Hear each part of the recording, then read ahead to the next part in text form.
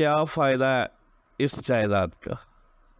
ہماری پھپھو روشن اکثر اپنے شوہر سے کہتی تھی کہ سائیں آپ کی جائیداد بہت ہے اور بیٹیاں بھی بہت ہیں، آپ یا تو اپنی زندگی میں جائیداد بیٹیوں کے نام کر دیں یا پھر یہ سب بیچ کر روپیہ بچیوں کے نام پر فکس کروا دیں۔ زندگی کا کوئی بھروسہ نہیں۔ اب آپ کس بات کا انتظار کر رہے ہیں؟ یہ گاؤں کی ایک ان پڑھ عورت کی سوچ تھی، مگر ان کے شوہر تو پڑھے لکھے تھے۔ شاید ان کا یہ خیال ہو کہ اگر یہ بیوی مزید اولاد پیدا کرنے سے قاصر ہو گئی ہے تو میں اور شادی کر کے وارث کی امید باندھ سکتا ہوں۔ لیکن اپنے دل کی یہ بات وہ بیوی کو نہ بتاتے تھے، بس ٹال مٹول سے کام لیتے تھے۔ ایک دن روشن پھوپھی کے شوہر شکار کھیلنے گئے۔ اتفاق سے ان کے شکاری دوست کا نشانہ خطا ہو گیا اور گولی بجائے جانور کے پھپھا کو جا لگی۔ یوں وہ اپنے ہی دوست کی گولی سے زخمی ہو گئے۔ بدقسمتی سے شہر کا ہسپتال کافی دور تھا۔ وہاں تک پہنچتے پہنچتے شاہ صاحب کا خون اتنا بہہ گیا کہ وہ جاں بحق ہو گئے۔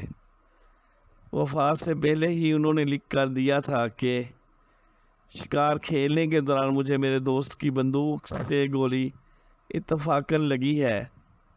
قصور میرا ہے کہ میں اچانک سامنے آ گیا۔ منظور کا کوئی دوش نہیں ہے۔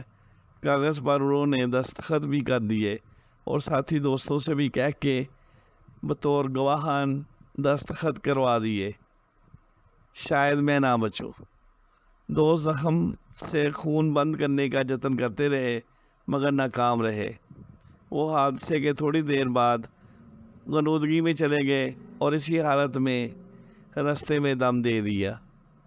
پھپھا خیردین کا گھرانہ سکھر سندھ کے علاقے میں آباد تھا، جہاں ان کی بہت بڑی ذمہ داری تھی۔ شوہر کی حادثاتی موت کا غم روشن پھپھو کو لے بیٹھا۔ وہ خاوند کے بعد صرف 6 برس جی پائیں۔ ماں باپ کے انتقال کے بعد ان کی چاروں بچیاں اپنے باپ کی جائیداد کی وارث رہ گئیں۔ اب رشتہ داروں کو موقع ملا۔ سب سے زیادہ حقدار چچا تھا جو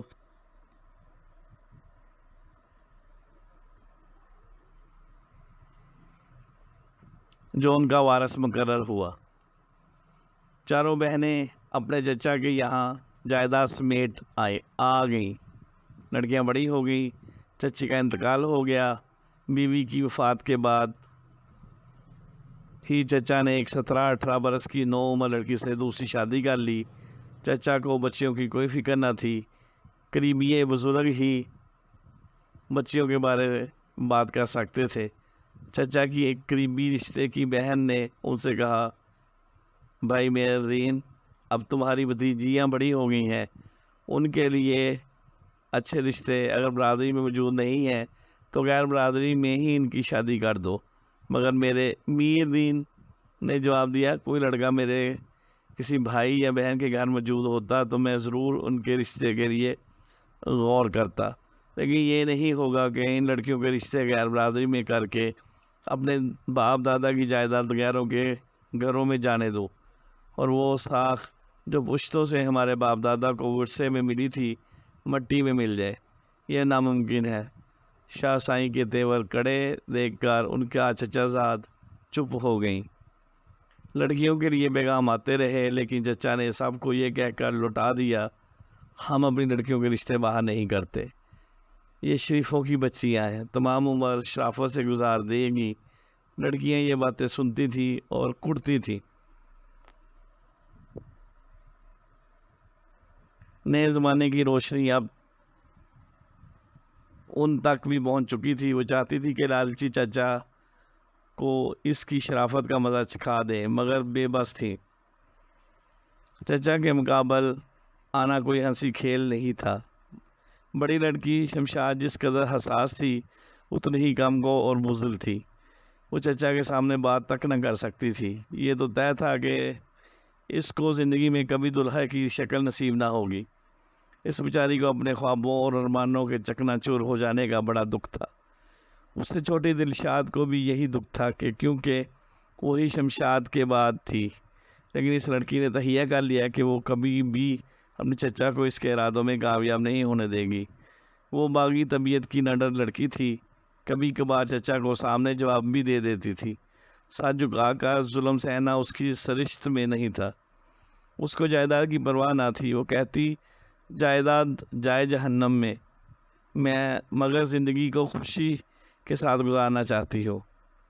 اس کو جھومر ٹیکا لگا کر سجنے سنورنے کا ارمان تھا، مگر وہ اپنے یہ ارمان کبھی بھی پورے نہ کر سکتی تھی کہ غیر شادی شدہ تھی اور کنواری لڑکیوں کے سجنے سنورنے کی ممانعت تھی۔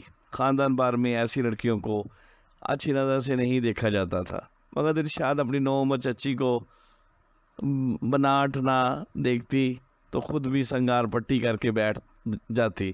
پھر جب کبھی اس ادھیڑ عمر چچا اپنی نو عمر بیوی سے چونچلے کرتے تو اس کے دل سے بھی پھونک اٹھتی اور اس کا جی چاہتا کہ وہ اپنے ملازم وریل سے ہی لگاوٹ والی باتیں کرنا شروع کر دے، اور پھر ایک روز اس نے ایسا ہی کیا۔ اب اکثر رات کو جب سب سو جاتے تو وہ دبے پاؤں اٹھتی اور کھیلان میں چھپ چھپ کر وریل سے ملتی۔ ان کی زیادہ تر ملاقاتیں جانوروں کے باڑے میں ہوتی، جہاں وریل رات کو مویشیوں کی رکھوالی کے لیے سویا کرتا تھا۔ دلشاد جب کڑیل اور وریل سے ملنے آدھی رات کو آتی تو وہ سائیں شاہ جی کے خوف سے لرزا جاتا تھا، مگر دلشاد کو ذرا بھی ڈر نہیں لگتا تھا۔ تیسری بہن کی عمر ابھی صرف 10 سال کی تھی۔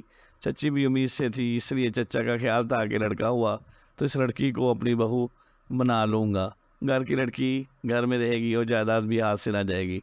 خدا نے سن لی اور چچی کے لڑکا ہو گیا۔ سبھی خوش ہو گئے۔ اب سائرہ کو باہر بیاہنے کی ضرورت نہ رہی۔ گھر کا لڑکا گھر کی لڑکی، ایک بوجھ تو کم ہوا۔ آخری فائزہ ابھی 8 برس کی تھی، اس کی فکر نہ تھی۔ ہو سکتا ہے کہ اگلے سال پھر چچی کے لڑکا ہو تو یہ بھی چچی کی بہو بن سکتی تھی۔ یہاں عمروں کا فرق معنی نہیں رکھتا تھا، اصل مسئلہ تو یہ تھا کہ لڑکی جائیداد خاندان سے باہر نہ جائے، سہاگن بھی کہلائے اور جائیداد کا بٹورا بھی نہ ہو۔ رہ گیا ازواجی زندگی کا تصور، اس بات کی کسی کو پرواہ نہ تھی۔ یہ تو بیچاری یتیم لڑکیاں تھیں۔ شمشاد سب سے زیادہ سمجھدار تھی۔ وہ چھوٹی بہن کی پرجوش اور بٹکیلی تربیت سے بھی واقف تھی، حالات کا جائزہ زیادہ حقیقت پسندی سے لے سکتی تھی۔ وہ جانتی تھی کہ چاروں بہنیں مر بھی جائیں تو ان میں سے کوئی ایک نہ تو خوشیوں کا منہ کبھی دیکھ سکتی ہے اور نہ چچا کی متلقل انانی کو شکست دے سکتی ہے۔ اس کی کوئی سہیلی نہ تھی، نہ چارہ ساز۔ چھوٹی بہنوں کو وہ تسلی تو دے سکتی تھی، مگر ان کے ساتھ دکھ بانٹ کر اپنے دل کا بوجھ ہلکا نہ کر سکتی تھی۔ غم نے اندر ہی اندر سے اس کے نازک دل کو پگلانا شروع کر دیا۔ اس کے ساتھ ساتھ وہ خود بھی پگھلتی چلی گئی۔ یہ دکھ کا سیسا بخار بن کر اس کی ہڈیوں میں ایسا اترا کہ وہ ٹی بی کی مریضہ بن کر رہ گئی۔ بلاخر سسک سسک کر مر گئی۔ اتنی وسیع جائیداد کی مالک ہوتے ہوئے بھی کسی نے اس کا ڈھنگ سے علاج نہ کروایا۔ مرتے دم تک اس کی اتنی سی خواہش بھی پوری نہ ہو سکی کہ کاش میں کبھی ریل گاڑی میں بھی بیٹھوں۔ دلشاد بہن کے انجام سے ایسی باغی ہوئی کہ وہ نوکر کی باہوں میں جھول گئی۔ انجام وہی ہوا جو ایسی خطاؤں کے بعد ہوتا ہے۔ خوف کے مارے کسی کو نہ بتایا، مگر جب بات کو چھپانا ناممکن ہو گیا، اس وقت چچا کے غیظ و غضب کی کوئی حد نہ رہی۔ یہ بات جنگل کی آگ کی طرح ہر سو پھیل گئی۔ سائیں جی بڑے پریشان ہوئے کہ اب کیا کریں، بس چلتا تو اس نابکار بھتیجی کا گلا گھونٹ دیتے۔ بکلاہٹ اور خواری کے خوف سے اپنے علاقے سے مولوی صاحب کے پاس گئے، جس پر انہیں کافی احسانات کیے تھے۔ مولوی صاحب کو سارا حال کہہ سنایا اور مدد کے طلب ہوئے۔ بولے مولوی صاحب، میری زبر بن گئی ہے، اب لڑکی سے نکاح کر کے میری پگڑی زمین پر گرنے سے بچا لو۔ مولوی صاحب بیچارے حیران رہ گئے۔ ان کو ان کی جائیداد کا کوئی لالچ نہ تھا، مگر خوف خدا دل میں تھا۔ کہنے لگے، شاہ جی، میں آپ کی عزت رکھنے پر تیار ہوں، شرط یہ ہے کہ آپ ہونے والی معصوم جان کا خوف نہ کریں گے اور اس کے جنم لینے تک انتظار کریں گے۔ اس کے بعد میں آپ کی بھتیجی سے نکاح کر لوں گا اور بچہ گناہ کا ثمر سے ہی میں خدا کے خوف سے اس کو اپنے پاس رکھوں گا۔ چچا نے یہ بات مان لی۔ خدا کو دلشاد کا سہاگن ہونا منظور نہ تھا۔ بچے کو جنم دینے کے بعد اس کی دماغی کیفیت درست نہ رہی۔ عمر رسیدہ مولوی کے ساتھ عمر گزارنے کی بجائے اس نے بچے سے چھٹکارا پانے کو ترجیح دی۔ چچی کا کہنا تو ہے کہ دلشان جنون کی حالت میں خود ہی بچے کا گلا گھونٹ کر اس کو گھر کے اندر بنے پرانے کنویں میں پھینک دیا تھا۔ آگے خدا جانے کے واقعہ کیا تھا۔ اس کے بعد رفتہ رفتہ دلشان کی ذہنی حالت اور زیادہ دیگر گوں ہوتی چلی گئی۔ وہ خلاؤں میں گھورتی، اول فول بکتی، چچا کو بددعائیں دیتی، کبھی گیلی مٹی کے گنڈیاں بنا کر ان سے کھیلتی اور پھر توڑ کر پھینک دیتی۔ وہ چچا کی قید میں کئی برس جیتی رہی، بالآخر بیمار پڑ گئی، کھانا پینا چھوڑ دیا۔ زندگی کی ڈور برقرار رکھنے کے لیے زبردستی اس کے منہ میں جوس وغیرہ ڈالتے تو تھوڑا سا ہی لیتی، پھر سختی سے منہ بند کر لیتی۔ ایک دن گھر والوں سے آگ بچا کر کچرے سے باسی تربوز اٹھا کر کھا لیا۔ اسہال ہوئے، پھر حالت خراب ہو گئی۔ بڑی پھوپھی شہر کے اسپتال لے گئی مگر اس کی جان نہ بچائی جا سکی۔ تیسری بہن سائرہ چچا کے بیٹے کے جوان ہونے کے انتظار میں 28 برس کی ہو گئی۔ تب چچا نے بیٹے کو ڈرا دھمکا کر اس کی شادی سائرہ سے ہی کر دی، حالانکہ وہ ہرگز سائرہ اس سے شادی نہ کرنا چاہتی تھا۔ وہ ان دنوں FSC کر رہا تھا۔ باپ نے اس کو یقین دلایا کہ بس تم نکاح کر لو، بعد میں جب چاہو گے اور جس سے چاہو گے ہم تمہاری دوسری شادی اسی کے ساتھ کر دیں گے۔ چوتھی کم قدر بھی ایسا ہی ہوا کہ چچا کے دوسرے لڑکے کے جوان ہونے کے انتظار میں بوڑھی ہوتی رہی۔ یہ ہے اندرون سندھ کے دیہاتوں میں رہنے والوں کے اندھے رسم و رواج، جن کے خلاف آج بھی آواز اٹھانے والا کوئی نہیں۔